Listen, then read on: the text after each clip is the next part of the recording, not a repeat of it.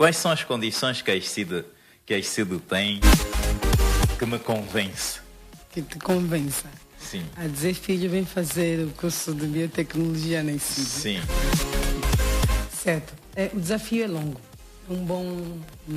Eu gostaria que me dissesse quais são as condições, portanto, laboratoriais, porque biotecnologia é laboratório. É laboratório. Sim. Ainda que não esteja muito, mas para começar, pelo menos. Certo. Sim. A ICID tem 2 laboratórios que já estão na fase de apetrechamento. Independentemente disso, a ICID faz parcerias. Fazendo parcerias, nós entramos em contato com laboratórios nacionais, internacionais. Quais? Nós entramos em contato, temos convênio com o laboratório ali da agricultura, aquele onde se faz análise de alimentos. Qual é? Ali na... Laboratório Central? Central. Entramos em contato também com os laboratórios do INIP, Instituto de Investigação Pesqueira. Desculpa já que a redundância... Sim, mas eu gostaria que me dissesse localmente o que é que a instituição já tem para começar. A instituição já tem um laboratório de citologia e de microbiologia. Com o laboratório de citologia apetrechada e microbiologia, nós já podemos começar. Já se faz extração de DNA, já se faz experimentos mais acima, a nível daquilo que tem a ver com a constituição da célula animal e vegetal. E biotecnologia, quero cá dizer que é pegar num organismo vivo com fins da utilidade que o homem vai precisar e englobá-lo a uma técnica. Só isso. Ok. Bem, para começar já dá. Né? Já dá. Era só para eu ter conhecimento, porque é minha área. Ok. Eu bem sei. Estava aqui até ver o cuidado todo, porque não se esqueça que eu sou aluna sua. Foi, agora somos colegas. Pois é. Então, dizer que só fazer o pão em si é uma biotecnologia. Portanto, é uma área delicada, não é? Delicada, disse que tem um laboratório já de microbiologia, e ter um laboratório de microbiologia não é como ter um laboratório de química, os cuidados são outros, um mínimo descuido pode acabar com a instituição toda, como instituição, e com as pessoas. Pois é. Não é? Por isso é que... Agora, falou de cooperação ou da intenção de colaboração com importantes laboratórios, como é do Instituto de Investigação Pesqueira, do Laboratório Central do Ministério da Agricultura, que eu sei que são laboratórios, se não estou em erro, certificados, certo, não é? E estão bem apetrechados. Mas... O Centro de Recurso Fitogenético, também um deles, com quem nós trabalhamos. Mas não citou nenhuma cooperação, nenhum convênio ou nenhum protocolo com outra instituição de ensino superior. Por quê? Não, nós também temos aqui, como disse o Dr. Nelson, não queria ser muito repetitiva, nós também temos um convênio já com a UMA, para trabalhos do gênero, e continuamos a fazer parcerias com outras. Com outras, eu já sei. Como a CUCA, por exemplo. Não, instituições do ensino superior. Não, nós temos com uma. Nós sabemos, desculpa, doutora Leonor, Angola, neste momento, tem, se não estou em erro, 96 instituições do ensino superior. Das 96 instituições, mais de, salvo erro, aqui é uma estimativa minha, não é? Certo. Acredito que mais de 80% dos cursos sejam cursos de papel e lápis, até os cursos que denominam-se de engenharia, não é? E muitas destas instituições estão a cair em desuso. Em desuso por quê? Porque os estudantes vão tomando consciência e nós temos dois tipos de estudantes. Para não dizer mesmo três, em minha opinião. E eu classificaria estes três grupos da seguinte forma. Temos os estudantes jovens que fizeram bem e têm um potencial para iniciar e terminar o ensino superior com aproveitamento e que querem mesmo estudar. Tem os jovens que só querem o canudo, não é? E estes procuram qualquer instituição, mas das quaisquer instituições não procuram as melhores, porque as melhores instituições, ou nas melhores instituições, há rigor, não é? Procuram instituições onde a maioria dos os docentes, portanto, são obrigados a aprovar os estudantes. E existe um terceiro grupo de estudantes que são os estudantes que, noutros países desenvolvidos, não estariam na mesma sala de aulas com estudantes nos primeiros anos da juventude, não é? 18, 20 anos, não é? Nos países desenvolvidos há universidade para maiores de 25 anos e nós aqui assistimos e já vimos aqui nas redes sociais de candidatos de 70 anos ou 71 anos, não é? E que se passarem ao exame de acesso estarão na mesma sala de aulas com os seus netos, não é? Que psicologicamente não se recomenda. O que é que o Dr. Nelson Lima tem a dizer sobre isso? Também é prática na ISCID? Doutor, infelizmente, sim. Estamos a ver isso. Mas este sim, porque o importante na ISCID também é o saldo da conta bancária? A princípio... Sim. A princípio temos de ser honestos, né? Que há esta tendência, porque muitos dos estudantes que podemos ver... Não sei se entendi. Esta tendência de que o mais importante é o saldo da conta bancária. Eu diria que há essa tendência a princípio, porque nós temos uma entidade promotora e, pelo que se sabe, numa fase inicial, ela dá tudo de si, porque nós não estamos, por exemplo, com tendência de lotar as salas de aula, não é por aí. O número de vagas, por exemplo, para o curso de psicologia e vejo os outros cursos, não passa de 30 estudantes por sala. O objetivo, na verdade, é buscar qualidade, mas dentre os candidatos temos aqueles que alegam que ficaram muito tempo sem estudar, uns foram para a vida militar e só agora tem esta oportunidade. Também há outras situações que me deixam muito feliz, por exemplo, a existência do curso de gestão desportiva. Eu nasci e cresci no Sambizanga, como o doutor Miguel Filho falou há pouco. Naquele tempo nós tínhamos espaços livres em alguns campos, embora apelado, mas que permitiam-nos praticar desporto. E eu pude ver muitos talentos lá no Sambizanga que infelizmente hoje se perderam, foram para o álcool, mesmo amando tanto o desporto, quer dizer, não tiveram oportunidade para uma formação. Então, muitos desses podem não ter talento para a prática de desporto, mas poderiam, por exemplo, fazer um curso de gestão desportiva, não ter alguma oportunidade, e hoje essa oportunidade existe. Então, ali, o fator idade, penso que isso não tem que se compreender, que o filho estuda com o pai ou com o avô, são oportunidades novas que o país está... Mas psicologicamente não é contraproducente? Doutor, tem sido, por vezes, até de admirar que esses adultos mais velhos chegam a ser mais producentes do que muitos dos nossos jovens que, por vezes, vão fazer... Sim, mas o problema que se está a colocar aqui não é a sua capacidade intelectual, disso não temos dúvida. Aliás, nós temos memória de que os nossos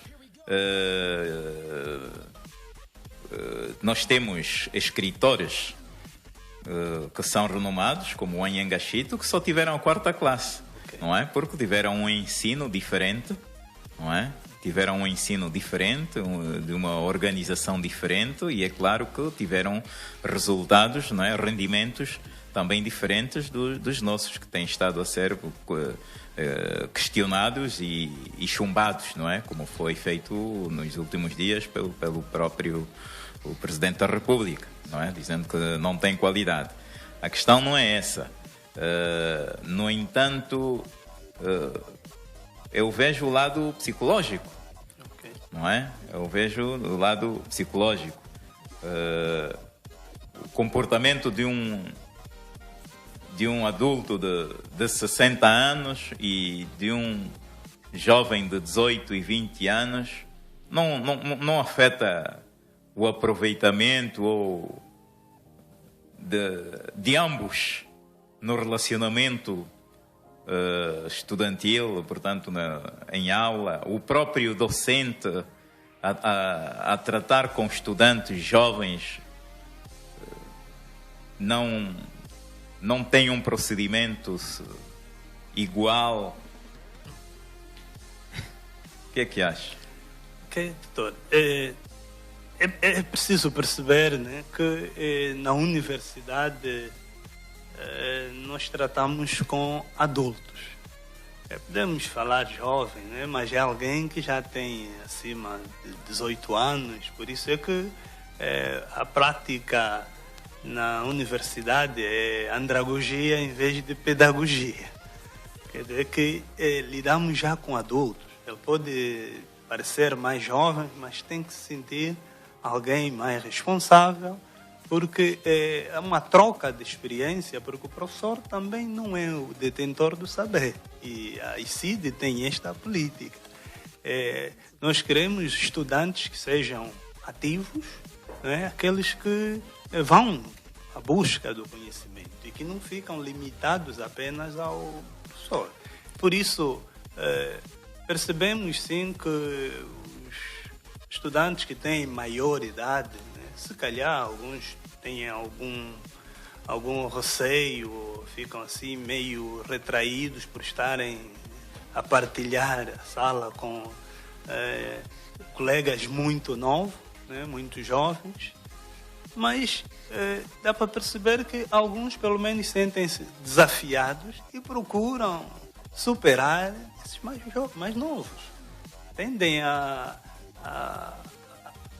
colocar de parte essa diferença de idade, e porque muitos até vão mesmo com a preocupação de adquirir conhecimento e não apenas de obter o canudo. E admira-nos que, mesmo sendo adultos, estão com essas tendências. Quando os mais novos, às vezes, o objetivo é mais o canudo do que o conhecimento.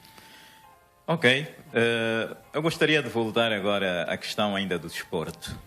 Não é? Temos um déficit de estruturas, de infraestruturas desportivas, temos um déficit de formadores, né, nas mais distintas modalidades desportivas.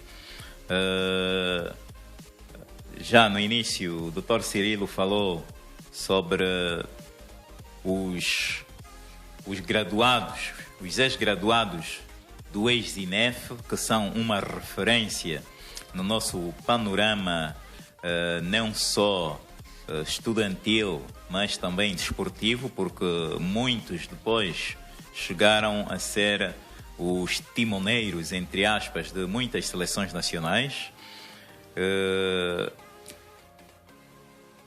Vamos ouvir uma música para depois irem pensando já na contribuição da ICID, não é? Na possível intervenção na captação ou na formação de desportistas. Rádio Nova. A rádio da notícia.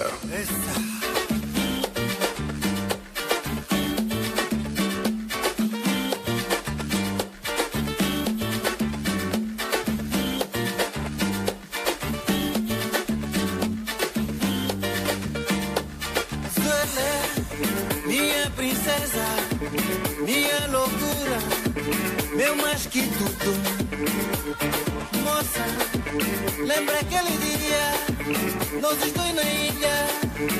Mas que eu bem respirei, te disse assim: teu jeito me cuida, teu olhar me fascina, teu jeitinho me cuida, ai, teu olhar me fascina,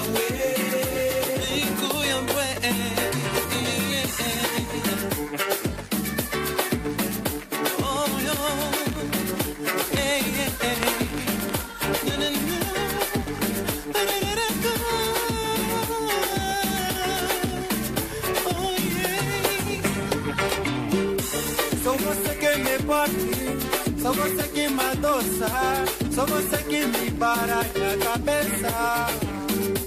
Só você que me bate, só você que me adoça, só você que me baralha a cabeça. Cuida, teu amor me fascina, oh não, não, não, não. Cuida, só você que me cuida, me fascina, Posso-me explicar que queres ter comigo? Me lembro do dia que falaste comigo, bem tímido, quase nem falavas, um jeito me virou a cabeça, não. E ciência, a voz do conhecimento, da Rádio Nova, na sintonia 102.5 FM. Estamos de volta, são neste momento 20 horas e 56 minutos. Para quem só nos sintonizou agora, somos Academia de Ciência, Voz do Conhecimento, o programa para a comunidade universitária, a comunidade científica, para os fazedores do conhecimento. Estamos na Rádio Nova, a frequência 102.5, e também pela internet nos podem encontrar em www.radionova.co.ao. Estamos a falar com representantes da Escola Superior Técnica de Ciências do Desporto, que nos estão aqui a esclarecer sobre o potencial académico que esta nova instituição tem, que emerge no mercado do ensino superior com cursos que não abundam no nosso panorama universitário nacional, mas também com o particular realce de integrar na sua grelha de cursos uma que é muito especial, o desporto. Nesta última parte, vamos querer saber aos nossos convidados até que ponto é que a ESCID, não é? A Escola Superior Técnica de Ciências do Desporto, pode contribuir para o retorno das vitórias no desporto. Até onde é que pode contribuir? Sabemos que nos países mais, não vamos dizer mais organizados, porque o nosso também é organizado, mas nos países onde o desporto está melhor estruturado, os praticantes começam a ser treinados para competir ainda a partir do ciclo infantil. E já no nosso país sabemos que muitos dos nossos craques, não é? Craques em Angola naturalmente, são descobertos já aos 18 e outros mesmo aos 23 anos. E depois têm 5 anos de grande empenho e acabam a carreira muito cedo. Nos anos passados existiam muitos espaços para praticar desporto. Hoje, aqueles espaços que encontravam-se nos bairros, onde saíam os nossos craques, que com bolas de plástico ou bolas, sei lá, artesanais, fizeram-se craques. Aqueles espaços foram ocupados com construções anárquicas. As poucas escolas de formação desportiva que existem, pouquíssimas mesmo, eu conheço pelo menos 3, são elitistas. São elitistas porque os praticantes são filhos de cidadãos da classe média e sabemos que usam-se estas escolas como atividades de tempos livres e não porque os seus pais os matriculem aí para realmente continuarem na vida, portanto, desportiva. Então eu apresento essa questão aos nossos convidados. De que forma é que a ICID pode contribuir para formar angolanos ao estilo do INEF? O INEF foi o Instituto Normal de Educação Física, que era uma instituição de nível médio. No entanto, tinha um rigor que era respeitado e conhecido em todo o país e formou muitos especialistas, não é? Que depois uns não fizeram curso superior, mas terminaram psicologia, sociologia, etc. E alguns fizeram mesmo curso superior. E o INEF até hoje, para nós, não é? A minha geração, está viva, não é? Está viva aí e é uma referência na história do desporto angolano. Então queria saber até onde, para que os nossos ouvintes saibam que o ICID, não é? Não seja mais uma instituição, mas seja a instituição. Obrigado mais uma vez por ter tocado nesta parte que de facto é de grande interesse. É verdade que a busca de talentos para o desporto é algo que obedece a determinados critérios, etapas e fases de preparação e se calhar não diríamos que a queda tanto dos nossos resultados desportivos neste momento devem-se pelo facto de se encontrarem os talentos muito mais tarde. A verdade, isso tem a ver com assuntos ligados mesmo à formação de quadros. Porque até hoje ainda nós temos no nosso mercado a questão velha, mas patente, em que um ex-atleta, só porque foi excelente jogador, os dirigentes pensam que está em condições de poder ser treinador. Termina a carreira e coloca-se, tanto, a treinar os jovens.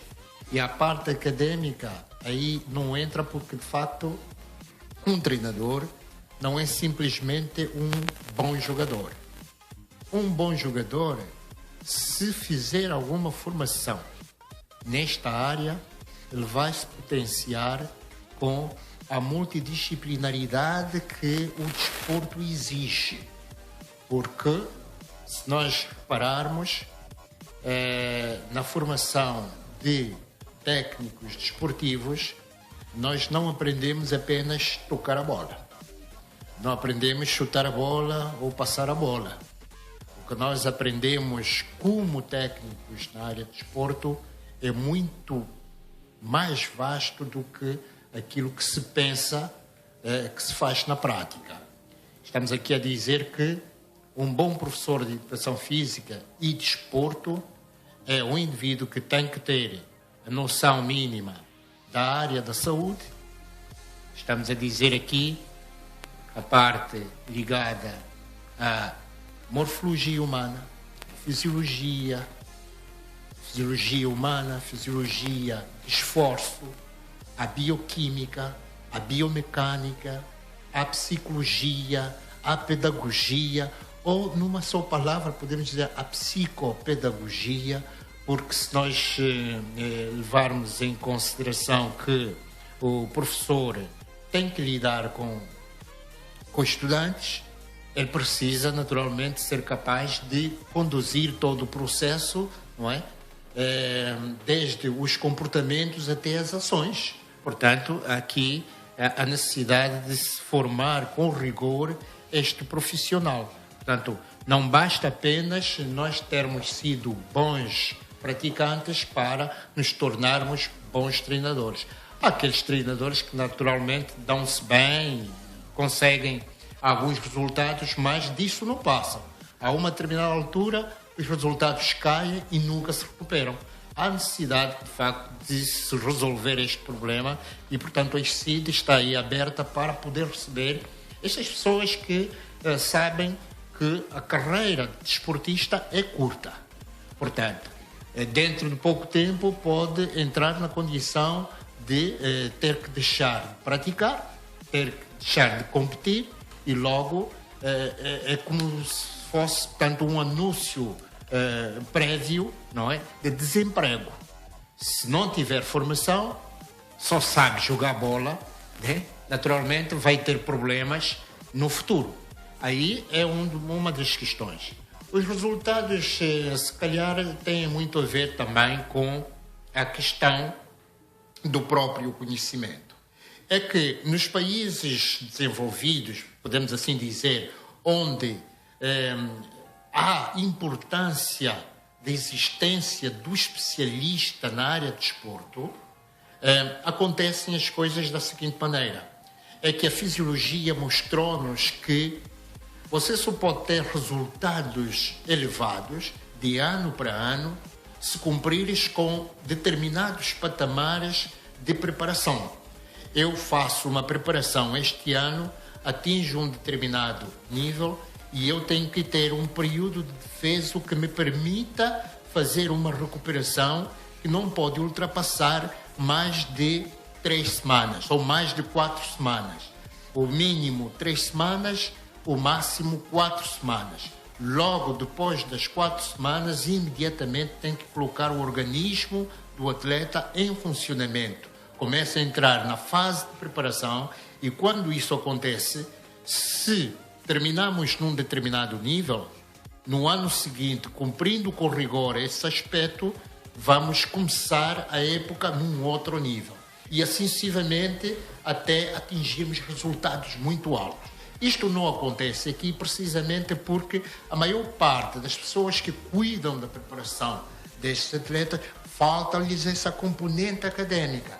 E essa componente académica, neste momento, a par de outras instituições que existem, a ICSID está ali para poder fornecer a todos aqueles que estão envolvidos com o problema de preparação dos atletas.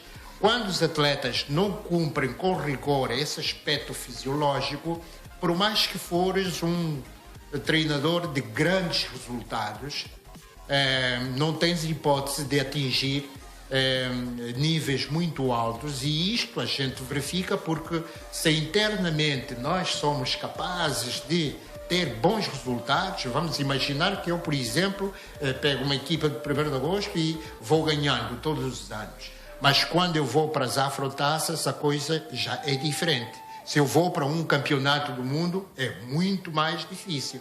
Por quê? Porque eu não cumpro com rigor todos esses princípios. E os níveis de desempenho que os atletas têm, eles fogem muito dos resultados, porque de ano para ano os nossos atletas voltam sempre a estaca zero. Estes são alguns dos motivos, do ponto de vista científico, que fazem com que os nossos resultados não cheguem para ali além. Temos alguns casos que podemos particularizar, e falo aqui precisamente do handball feminino. O handball feminino dificilmente vai ter problemas a nível do continente africano, porque o handball feminino é a única seleção cujas atletas cumprem com rigor os princípios da fisiologia do esforço. nenhuma outra modalidade consegue cumprir com rigor, com força. Veja só, a equipa de handball, as equipas de handball, neste momento acabaram o jogo das taças.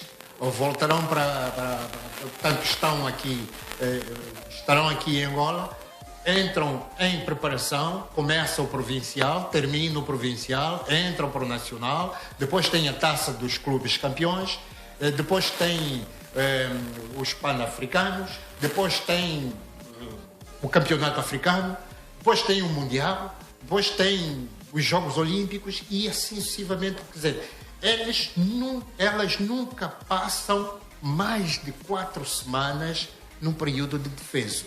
Mas eu pergunto, Esta aqui qual é a contribuição da ICSID nas camadas jovens? Onde é que pode ser útil para na iniciação? Na iniciação desportiva. A importância que a ICSID pode ter para a iniciação desportiva é justamente na formação dos técnicos que vão lidar com a camada jovem.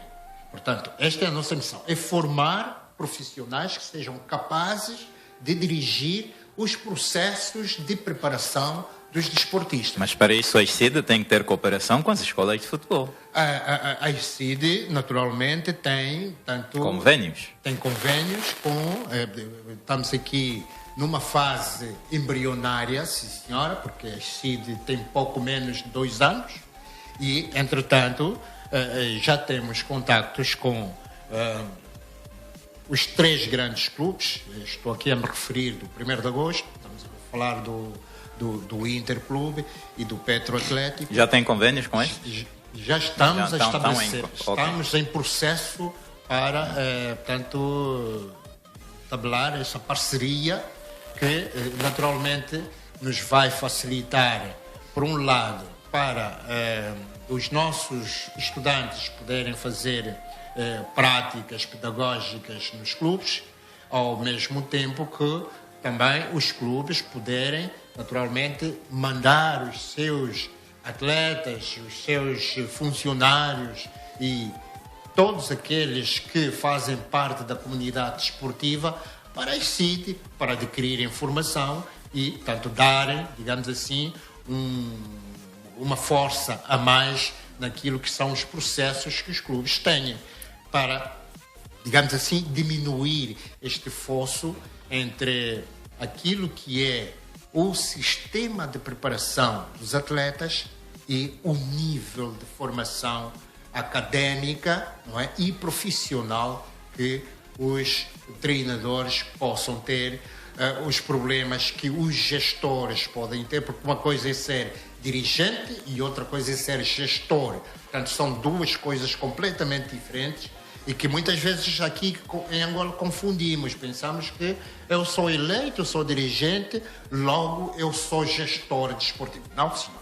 Mas como é que nós podemos melhorar o nosso rendimento desportivo sem massificação desportiva? Porque eu lembro-me que nos últimos anos do presidente José Eduardo dos Santos criou uma comissão para promover ou para massificar o desporto nas escolas, que foi coordenada, que tinha sido indicado o senhor Rui Mingas, e que esta comissão não foi mais do que um nado morto. Não se fez nada, porque todo mundo tem consciência que o desporto tem que ser massificado e tem que ser a partir das escolas. Todos nós que estudamos a primária aí há mais de 30 anos, não é? Tínhamos educação física nas escolas e era uma educação física de rigor, não é? De rigor. Então, sem massificação, vamos imaginar que a ICSID se preocupe apenas com a formação de gestores e gestores desportivos. Mas se não haver atletas, como é que poderemos alavancar o desporto em termos de Deixa-me ver se eu consigo. Títulos. Deixa-me ver se eu consigo esclarecer mais ou menos o que é isso. Na década de 80, nós ainda estudantes do INEF, aconteceu um fenómeno que até hoje está a deixar marca. Em 1984, houve, podemos assim dizer, uma espécie de revolução no handball e em outras modalidades também. Eram os professores de educação física que foram às instituições, as empresas, as escolas e criaram equipas de handball, por exemplo. Os masculinos não foram por ali além porque quando atingissem 18 anos tinham que ir para a tropa, mas as meninas conseguiram. O que aconteceu foi o seguinte: quando nós íamos para as competições, nós saíamos em 7º, 8º lugar. Mas depois de fazermos esse trabalho, 3 anos depois, Angola subiu para o pódio feminino e nunca mais desceu até hoje. O que significa que quando nós falamos que a CID pode formar quadros, é justamente para atuarem na massificação. Porque não é a CID que deve ir fazer massificação. A CID tem que formar quadros suficientes para poderem cobrir essa demanda. Se, por exemplo, os estudantes dos CID, a partir do 3º ano, tiverem, se o CID tiver convênio com as escolas desportivas e os vossos estudantes, mesmo na área de gestão desportiva, fizerem práticas nessas escolas de desporto, não seria uma forma de, portanto... Não, esta é uma das formas, é um dos meios que nós vamos utilizar para a formação destes nossos quadros. Nós, por exemplo, os que vão entrar já para o 3º ano, eles vão estar alocados para fazerem práticas pedagógicas nas escolas, nos clubes e em outras instituições onde tanto requer, digamos assim, uma condição de poder proporcionar quer os que estão a fazer o curso de Educação Física e Desporto, como aqueles que estão a fazer o curso de Gestão Desportiva, para aprimorarem todos aqueles conhecimentos que foram adquirindo ao longo da sua formação. Portanto, não está descartada essa hipótese e esperamos naturalmente que da parte dos nossos parceiros nós consigamos de facto obter grandes resultados dessas parcerias e podermos fazer sair pessoas ou seja, especialistas com condição para poder chegar no mercado de trabalho sem muitas dificuldades. Portanto, são processos que estão a ser seguidos de acordo com aquilo que são os marcos, que podemos chamar assim dos processos ensino, avaliação e aprendizagem. E, portanto, pensamos nós que, quanto a isso, não teremos problema. Salvo, naturalmente, se o número de estudantes que ocorrerem para estes cursos for diminuto. Mas se a avalanche que nós estamos a constatar continuar, eu estou em crer que, depois de sair o primeiro ciclo, provavelmente o segundo ciclo de formação já será com um número muito elevado e nós teremos com certeza dentro do mercado de trabalho uma série de profissionais que consigam de facto dar conta dos problemas que estamos a passar neste momento.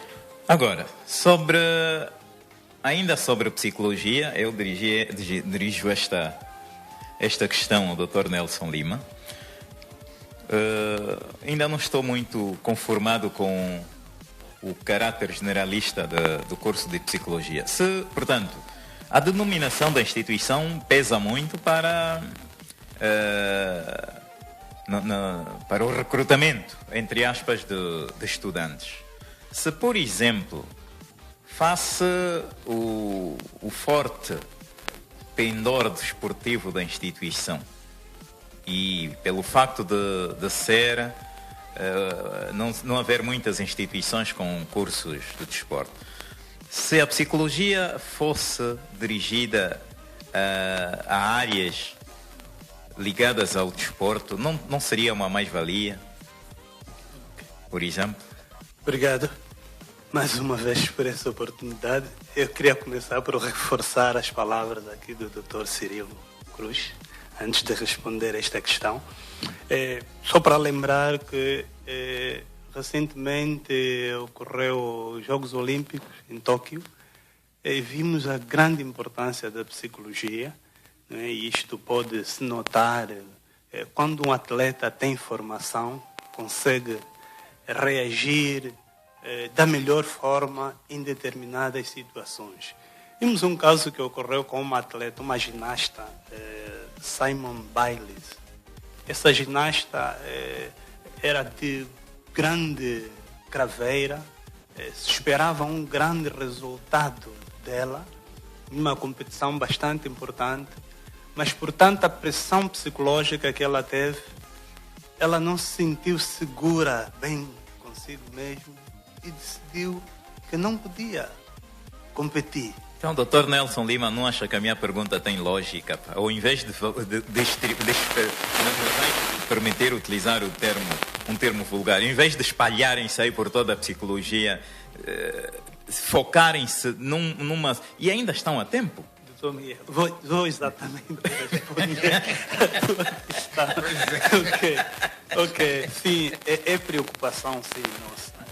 Nós encontramos o curso montado desta forma e, como acabamos de dizer, a CID é uma criança, tem apenas 2 anos, vai fazer agora o 3º ano e precisamos sim fazer alguns arranjos.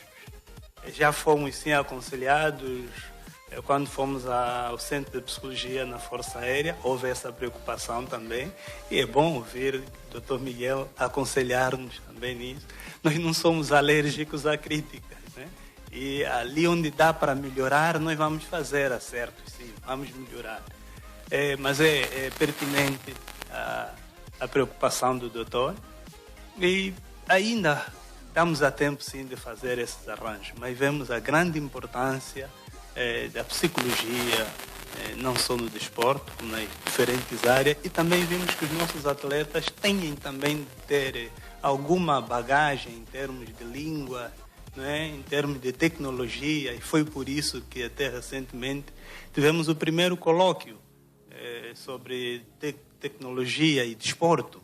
Tudo isso para que os nossos desportistas não fiquem só pelo chute da bola ou pegar a bola. Eu diria que uma das disciplinas que mais o desporto angolano precisa é psicologia. É verdade. É psicologia. Primeiro, porque nós temos um déficit, não é, de formação. Os desportistas da elite mundial, não é? Exato. Começam a praticar desporto aos 3 anos. 3 anos. Não é? Quando chegam aos 9 anos, já têm espírito competitivo. Os nossos não é? Os nossos jogadores que estão no Nacional de Futebol, não é? Encontra-se, se forem chamados à seleção nacional e vão jogar como a seleção do Brasil ou de Portugal. Até o tempo deles admirarem o ídolo que está aí, já marcaram, já sofreram 5 golos. Era só para dar aqui um exemplo. Houve um nadador russo que ficou durante muito tempo campeão olímpico em natação. Este nadador foi detectado aos 3 anos numa piscina da escola. Quem faz a detecção de talentos, naquela altura ainda não usavam muitas tecnologias, as novas tecnologias, mas havia técnicas próprias para se poder detectar os talentos. E fez uma planificação para esse jovem para que começasse a ser campeão olímpico a partir dos 19 anos. E quando atingiu 19 anos, começou a ser campeão olímpico. Isto é aquilo que nós dizemos assim, ou chamamos de multidisciplinaridade, porque todas as áreas entram na formação e na preparação de um determinado atleta. desde os psicólogos, nutricionistas, os fisiologistas, os bioquímicos, os biomecânicos, todo um conjunto de especialistas que permitem isso. O nosso problema é justamente a falta desses especialistas e por isso a CID está a tentar ver se consegue, não é, ajudar um pouco o desporto com a formação desses especialistas que termos no mercado. Acredito que haja vontade, mas terão que ser guerreiros, não é? Bons lavradores. Tem que ser. Bons lavradores, porque é uma área que ainda é muito densa, não é? É muito densa e, em minha opinião, precisam divulgar mais a instituição, mas não precisam fazer sempre colóquios, porque esses colóquios é teoria. É muita teoria e muita dessa teoria é livresca, não é? É verdade. Agora, estamos mesmo na parte final. Eu gostaria de perguntar aqui à doutora Leonor. Está aqui a coordenar a área de biotecnologia. O vosso promotor está sensível e está consciente do peso financeiro que exige um curso de biotecnologia? Com certeza. Quando pensou em lançar esse desafio no mercado, já veio com a noção de que biotecnologia é laboratórios, é prática, é formar técnicos capacitados para dar resposta naquilo que é as deficiências do mercado.